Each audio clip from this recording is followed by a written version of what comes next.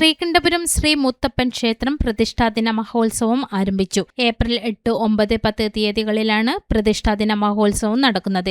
April 8 ബുധനാഴ്ച ക്ഷേത്രം തന്ത്രി കൊട്ടാരമില്ലത്ത് ജയരാമൻ നമ്പൂതിരിയുടെ കാർമ്മികത്വത്തിൽ പ്രതിഷ്ഠാദിന പ്രത്യേക പൂജയും ഗണപതി ഹോമവും നടന്നു. 10 മണിക്ക് അക്ഷരശ്ലോകവും ഉണ്ടായിരുന്നു. 7 മണിക്ക് കലാസന്ധ്യയും നടക്കും. ഏപ്രിൽ 9 വൈകിട്ട് 4 മണിക്ക് മുത്തപ്പൻ മലയിറക്കൽ, ഊട്ടും വെള്ളാട്ടവും ചുറ്റുവിളക്ക്. വൈകുന്നേരം 7 മണിക്ക് കലാസന്ധ്യയും അരങ്ങേറും. ഏപ്രിൽ 10 വെള്ളിയാഴ്ച മുത്തപ്പൻ തിരുവപ്പന, തിരുമുടി അഴിക്കൽ, മുത്തപ്പൻ മലയിറക്കൽ എന്നിവയും നടക്കും. എല്ലാ ദിവസവും അന്നദാനവും ഉണ്ടാവും. നെയ്താരിയുടെ തീരത്ത് ശ്രീകണ്ഠപുരം ശ്രീ മുത്തപ്പൻ ക്ഷേത്ര കളിയാട്ട മഹോത്സവം ഇന്ന് സമാരംഭം കുറിച്ചു. ഇന്ന് കാലത്ത് 7 മണിക്ക് ഗണപതി ഹോമത്തോടുകൂടി കളിയാട്ട മഹോത്സവത്തിന് തുടക്കം കുറിച്ചിരിക്കുകയാണ്.